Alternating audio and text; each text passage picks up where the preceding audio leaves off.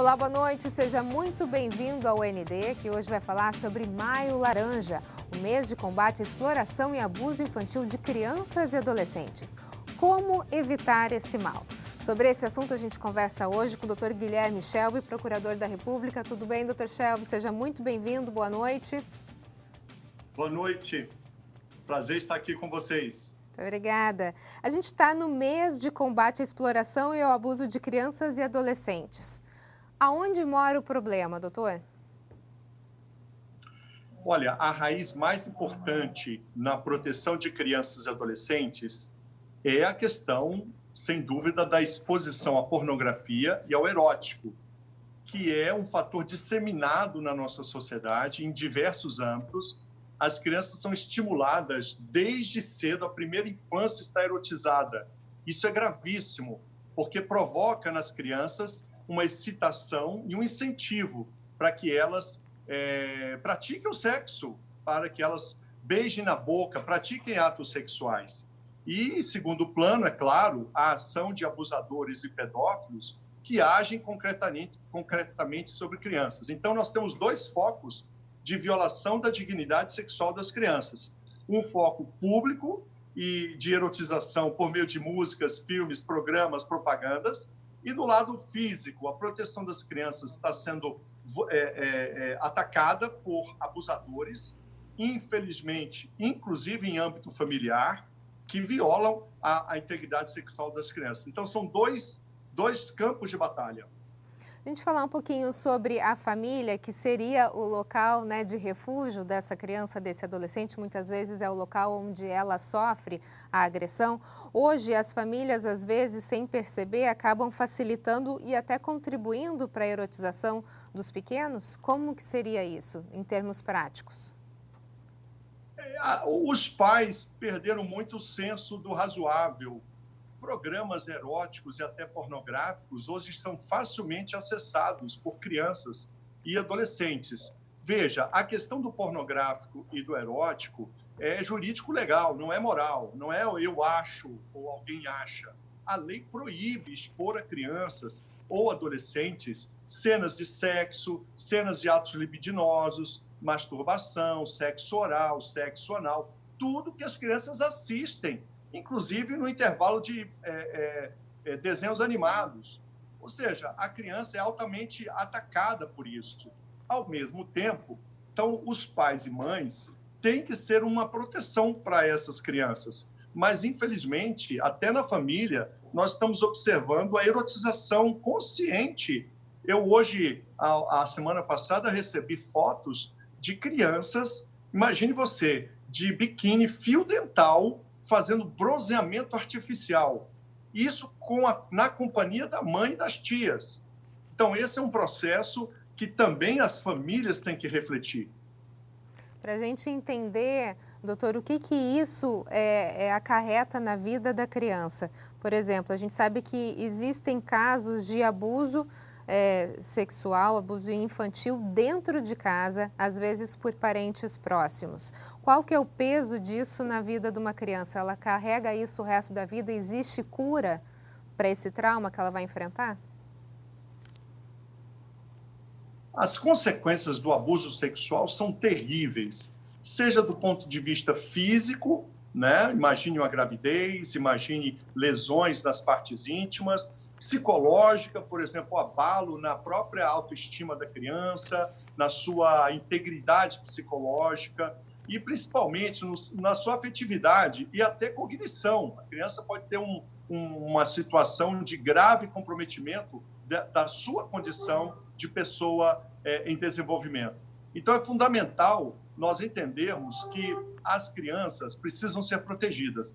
Há cura, sim, há situações e situações. Há casos em que as pessoas são restabelecidas, mas após longo tratamento psicológico, psiquiátrico. Então, esse é um processo que o ideal é evitar o mal. Agora, é importante mencionar que o abuso sexual pode ocorrer sem contato físico. Esse é o desafio.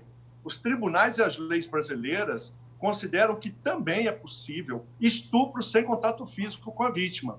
Porque ao expor a criança, por exemplo, a cenas sexuais É comum os pedófilos que levam crianças para o motel ou para sua casa e não tocam nas crianças, mas praticam atos sexuais na presença da criança, porque ele se excita em corromper a criança.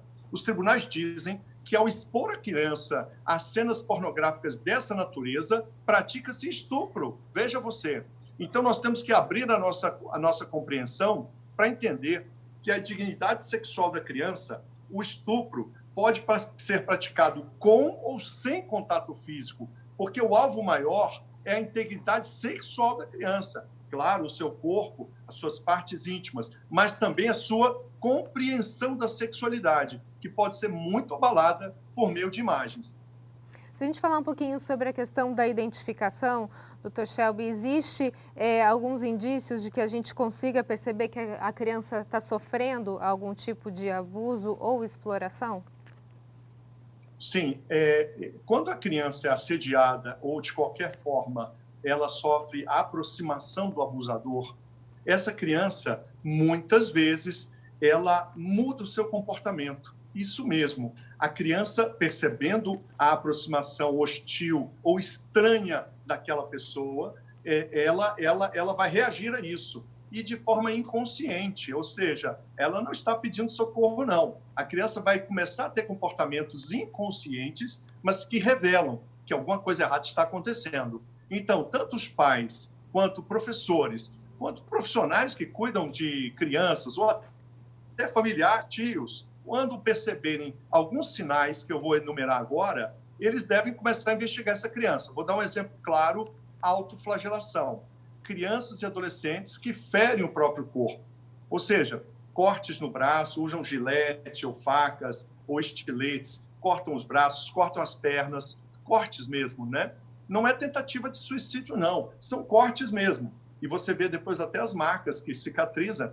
Então, autoflagelação é isso, ferir o próprio corpo. Meninas que puxam os cabelos, principalmente nessa região, mas é muito comum crianças que arrancam, especialmente meninas, que arrancam os cabelos, né? Isso é autoflagelação, ela está arrancando os cabelos, provocando em si mesma uma lesão física. Então, autoflagelação é um sinal muito importante de analisar. Crianças ou adolescentes que têm ideias ou falam muito em suicídio ou morte, quer dizer, a criança que está numa redação fala muito da morte, ou mesmo fala para os coleguinhas que pensam em se matar de uma forma tal, chegam até a narrar a forma com que desejam praticar o suicídio. Então, essa morbidez do pensamento na criança e no adolescente é muito importante estar atento. Mudanças repentinas no comportamento. Crianças que eram muito retraídas, caladinhas, e de repente agora são extrovertidas. Perceba? Mudanças repentinas no comportamento. E eu daria o último, quarto sinal, um sinal muito importante: maldade extrema com animais. Crianças que não mostram sensibilidade com a dor de animais e ainda provocam lesões graves nos animais. Eu não estou falando brincadeiras de criança, não. Eu estou dizendo amputar a pata de um cachorro, matar o gato gatos com requinte de crueldade. Então, também esse quarto fator, a dessensibilização da criança para com os animais, é algo muito importante da gente estar atento, porque esses comportamentos são característicos de crianças expostas a graves situações de violações de direito.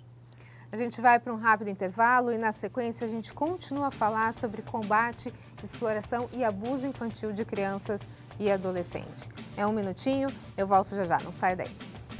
O ND está de volta e o nosso assunto de hoje é Maio Laranja, um mês de combate à exploração e abuso infantil de crianças e adolescentes. E sobre esse assunto a gente está conversando com o Procurador da República, Dr. Guilherme Schaub.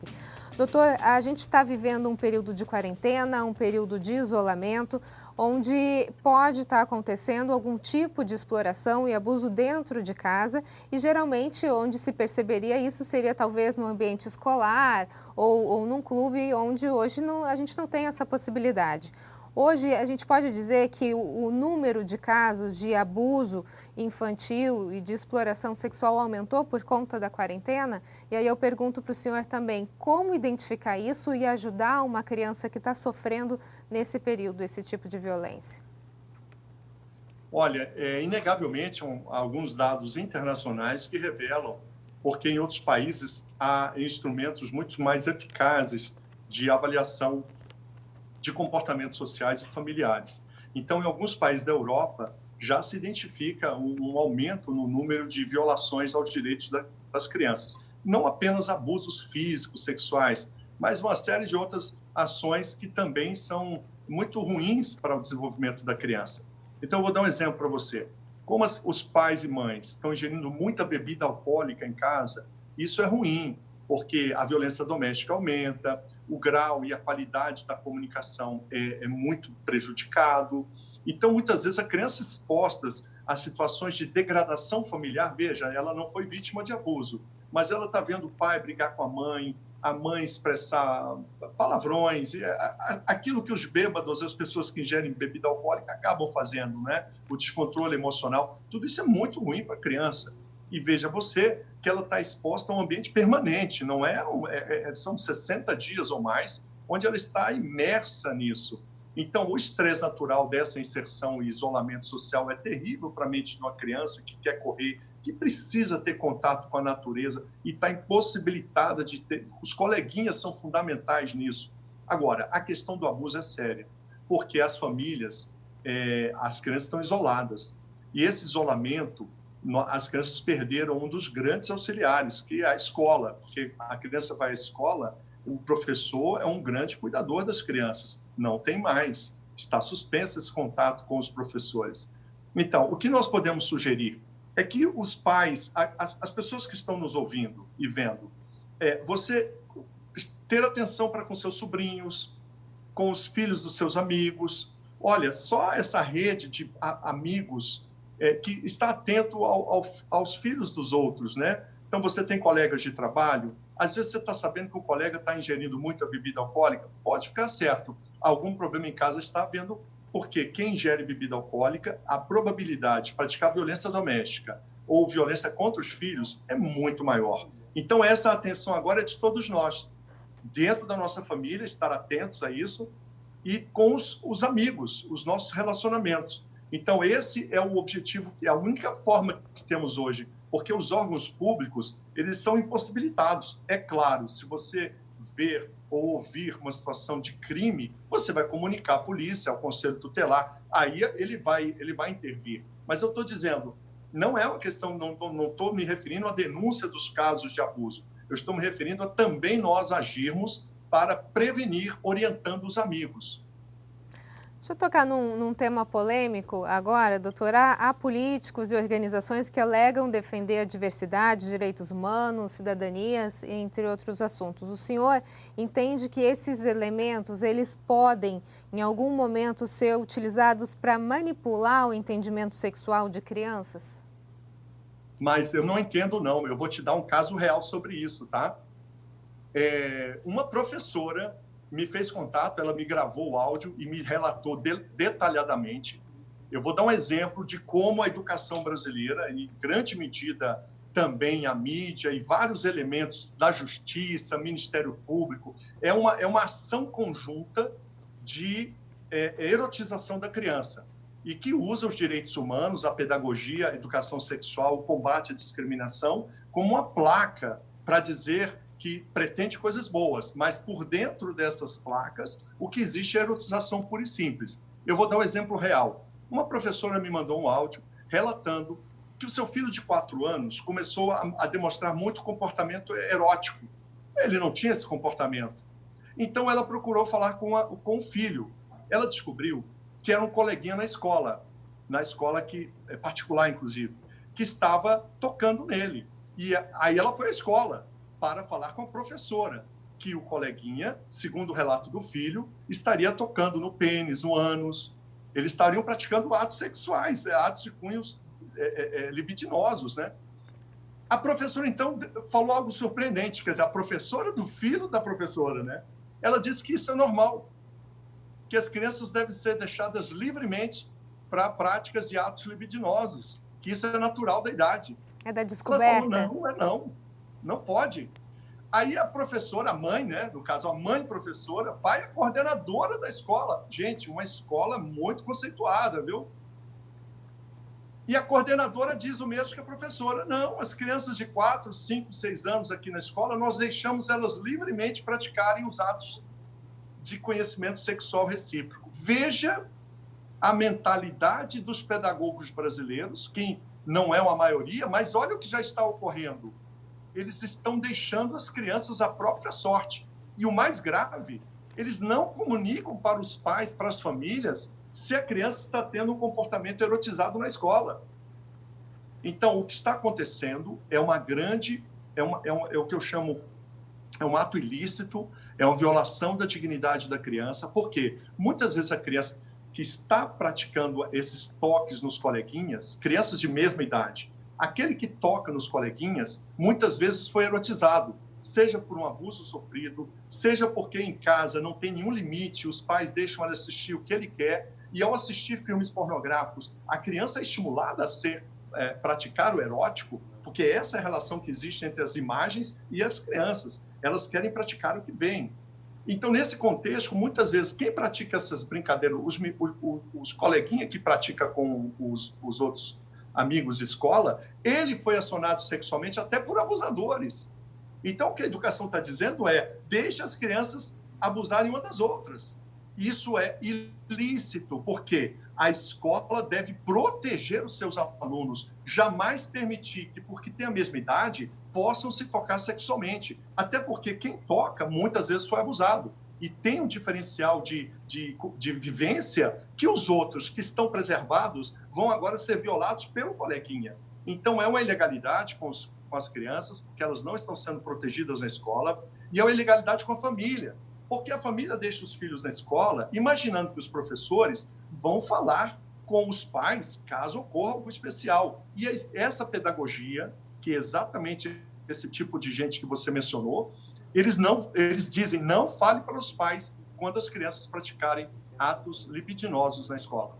É muito sério. A gente vai para um rápido intervalo e, na sequência, a gente continua a falar sobre o Maio Laranja. É só um minutinho, eu volto já já, não sai daí. O ND está de volta e o nosso assunto de hoje é Maio Laranja, o mês de combate à exploração e abuso infantil de crianças e adolescentes. E sobre esse assunto, eu converso hoje com o Procurador da República, Dr. Guilherme Shelby. Doutor Shelby, a gente estava falando no bloco anterior sobre o que tem acontecido dentro das escolas, essa pedagogia nova que incentiva, às vezes, essa questão de conhecimento sexual de uma forma, às vezes, inapropriada até para a idade da criança. Agora, eu queria saber o que a lei fala em relação a isso. Se um pai, de repente, uma mãe se deparar com essa situação, ele está amparado pela lei? Sim, com certeza. Os menores de 16 anos são absolutamente incapazes. Isso está no artigo 3º do Código Civil. Mais do que isso, o dever de criar e educar os filhos é da família, artigo 1634 do Código Civil. A escola, quando recebe os seus alunos, ela deve respeitar o poder familiar dos pais. Não é abolida a relação de pais e filhos quando o aluno chega na escola, não. Os alunos estão na escola e devem ser respeitados na sua condição de pessoas em desenvolvimento. A lei proíbe a prática de atos sexuais com menor de 14 anos, artigo 217-A do Código Penal. Portanto, quando a escola permite que crianças que não estão em fase de desenvolvimento, de alta fragilidade psicológica, como diz a lei brasileira, elas se toquem sexualmente, o que a escola está fazendo é permitir a violação dos direitos dessas crianças, quem pratica e quem sofre a ação sexual. Portanto, é ilegal do ponto de vista penal, é ilegal do ponto de vista civil, dano moral, e, inclusive, é uma violação aos princípios da pedagogia, que um princípio básico da pedagogia é a proteção física das crianças, o que não está ocorrendo. A gente tem um perfil do agressor? Dá para se traçar um perfil?